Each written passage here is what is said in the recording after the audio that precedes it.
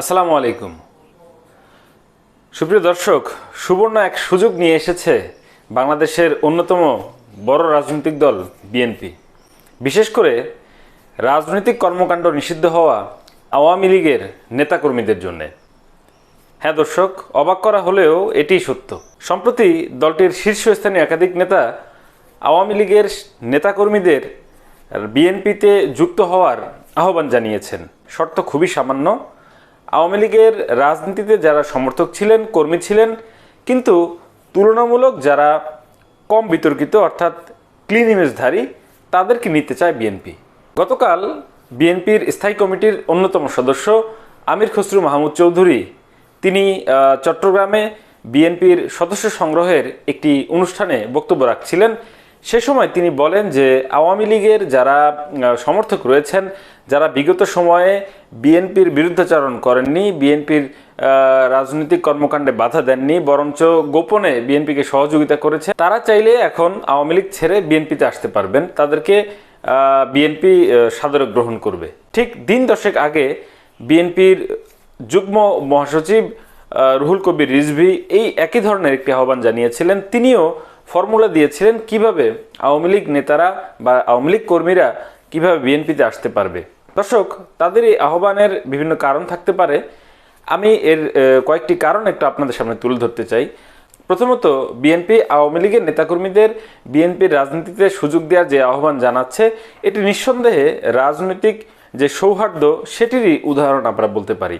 কারণ আওয়ামী লীগের কার্যক্রম সম্প্রতি নিষিদ্ধ হয়েছে, এমনকি দলটির কার্যক্রম আবার কবে সেটি অনুমতি তারা পায় কিংবা দলটির কার্যক্রমের উপর থেকে বাধা কবে সরে যায়, সেটির কিন্তু এক ধরনের অনিশ্চয়তাই তৈরি হয়েছে। এই মুহূর্তে যারা আওয়ামী লীগের রাজনীতিতে সক্রিয় ছিলেন, মাঠ পর্যায়ে যারা সমর্থক কিংবা কর্মী, তারা আসলে কোথায় যাবেন?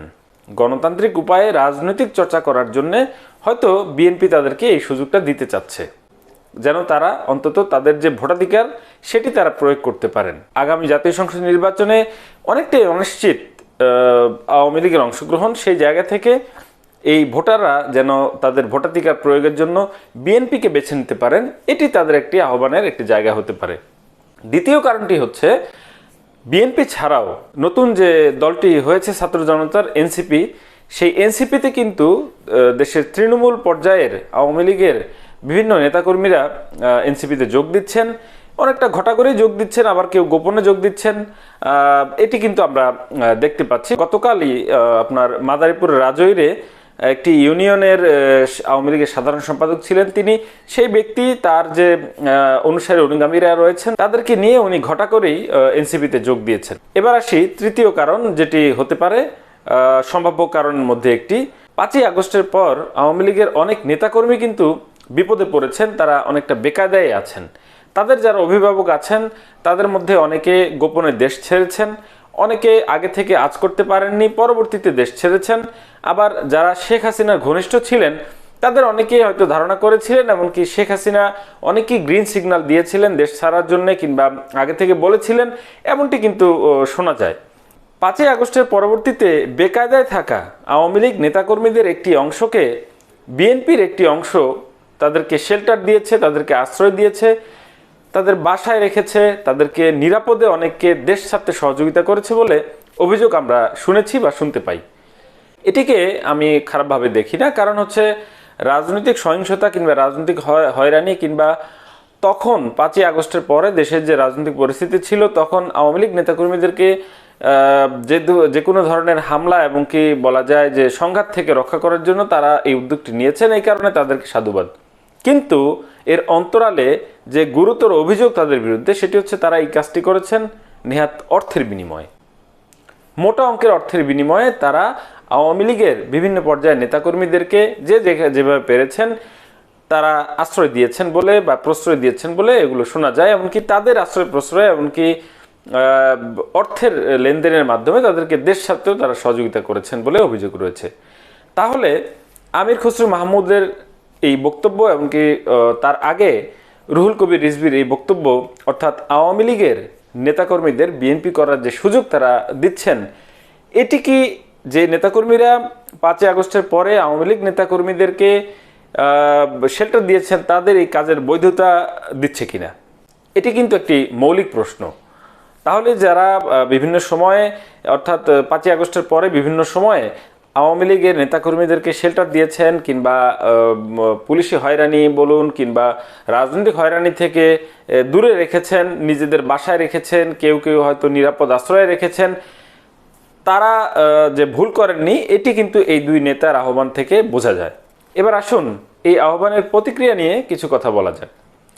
ধরুন বিএনপির এই আহ্বানে আওয়ামী লীগের অনেক নেতাকর্মী বিএনপিতে এসে এখন আশ্রয় নিল, বা আওয়ামী লীগের নেতাকর্মীদেরকে বিএনপির নেতাকর্মীরা যে আহ্বান জানাচ্ছেন এটি নিয়ে বিএনপির অন্দরে কি কোনো বিতর্ক সৃষ্টি হবে না বা হচ্ছে না?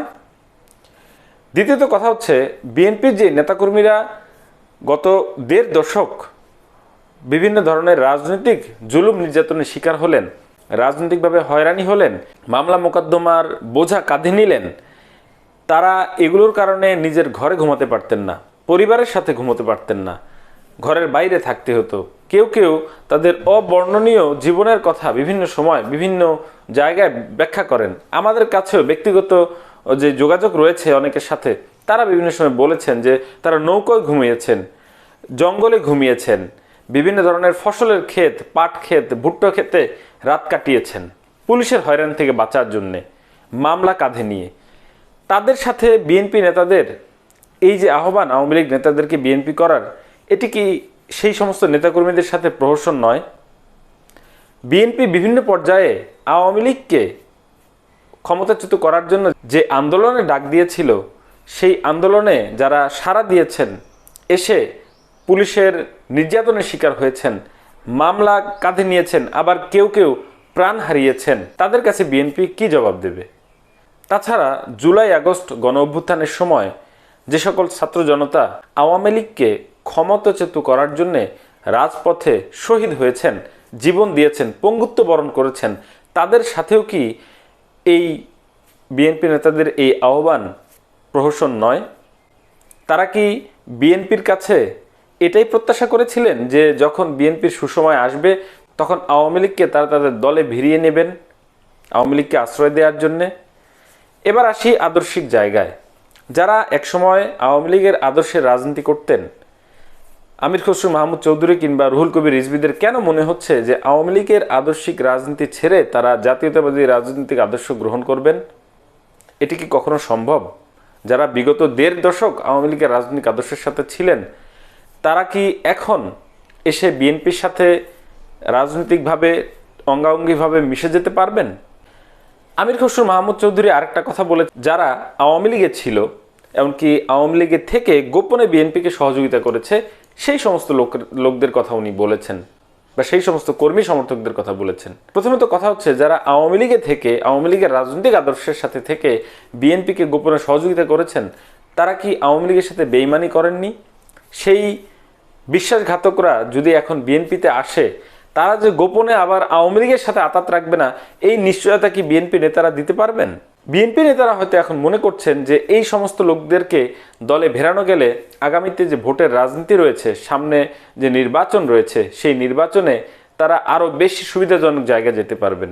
কথা ঠিক যে বাংলাদেশে এই মুহূর্তে নির্বাচন হলে সম্ভাব্য যেই দলটি নেতৃত্বে আসবে কিংবা সরকার গঠন করবে, সেই দলটি বিএনপি। কিন্তু বিএনপি হয়তো চাচ্ছে তাদের এই জায়গাটিকে আরেকটু বেশি নিশ্চিত করার জন্য, আরেকটু বেশি শক্ত করার জন্য, ভিতকে আরেকটু মজবুত করার জন্য। কারণ বিএনপির এই নেতারা বিভিন্ন সময় বলেছেন যে গত 1.5 দশকে যে পরিমাণে নির্যাতন বিএনপির উপরে হয়েছে, তাতে বিএনপির তৃণমূলের রাজনীতি কিছুটা হলেও দুর্বল হয়ে পড়েছে। সেই জায়গা থেকে তারা এখন নতুন করে সদস্য সংগ্রহ করছে, আর এই সুযোগটি তারা আওয়ামী লীগের সাবেক নেতাকর্মীদেরকেও দিতে চাচ্ছেন। কিন্তু তাদের নেতাকর্মীদের মনের অবস্থা কি তারা জানেন? তাদের নেতাকর্মীরা কি তাদের এই আহ্বানটাকে গ্রহণ করে নেবেন? তারা যে আওয়ামী লীগের সাবেক কর্মী কিংবা সমর্থকদেরকে তাদের দলে ভেড়াতে চাচ্ছেন ভোটের রাজনীতিতে সুফলের জন্যে, সেই সমর্থক কিংবা কর্মীরা কি বিএনপিতে ভোট দেবে বলে তারা মনে করেন? এই প্রশ্নগুলো আমি তাদের কাছে রাখতে চাই। শেষ করার আগে কৌতূহল থেকে একটি প্রশ্ন, সেটি হচ্ছে বিএনপির রুহুল কবির রিজভী কিংবা আমির খসরু মাহমুদ, তারা যে আওয়ামী লীগ নেতাকর্মীদেরকে দলে আহ্বান জানানোর যে বক্তব্য দিয়ে যাচ্ছেন, এটি কি দলের হাইকমান্ডের সিদ্ধান্ত কিনা?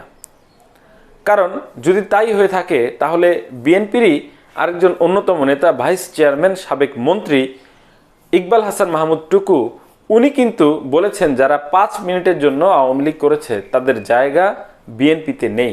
তাহলে রুহুল কবির রিজভী বা আমির খসরু মাহমুদের বক্তব্যের সাথে ইকবাল হাসান মাহমুদের বক্তব্য নিঃসন্দেহে সাংঘর্ষিক। তাহলে কি ইকবাল হাসান মাহমুদ হাইকমান্ডের কথা রাখছেন না? তবে এখানে দেখা যায় যে হাইকমান্ড থেকে আসলে এই ধরনের কোনো নির্দেশনা আছে কিনা। দলের এখন যিনি ভারপ্রাপ্ত চেয়ারম্যান, তিনি তো বিভিন্ন সময় ভিডিও কনফারেন্সে বিভিন্ন বক্তৃতা বিবৃতি দিচ্ছেন, বিভিন্ন জনসভায় সমাবেশে এটি নিয়মিতই করছেন। ওনার একটি সক্রিয় ফেসবুক পেজও রয়েছে যেখানে তিনি বিভিন্ন ভিডিও ক্লিপ এমনকি লেখালেখির মাধ্যমে সক্রিয় রয়েছেন। তিনি কখনো এই ধরনের আমন্ত্রণ বা এই ধরনের আহ্বান জানিয়েছেন বলে আমার চোখে পড়েনি। কিংবা দলের মহাসচিব যিনি রয়েছেন মির্জা ফখরুল ইসলাম আলমগীর, তিনিও তার বক্তব্যে কখনো বলেছেন কিনা এটি আমি পাইনি। যদি তিনি বলেও থাকেন এটি আমার চোখে পড়েনি। তাহলে এই সিদ্ধান্তটি কি বিএনপির এই যে নেতারা এটি করছেন তাদেরই নাকি হাইকমান্ডের? এই প্রশ্নের উত্তরের অপেক্ষায় আমরা থাকলাম। দর্শক, আমার সঙ্গে থাকার জন্য আপনাদের ধন্যবাদ। সবাই ভালো থাকবেন।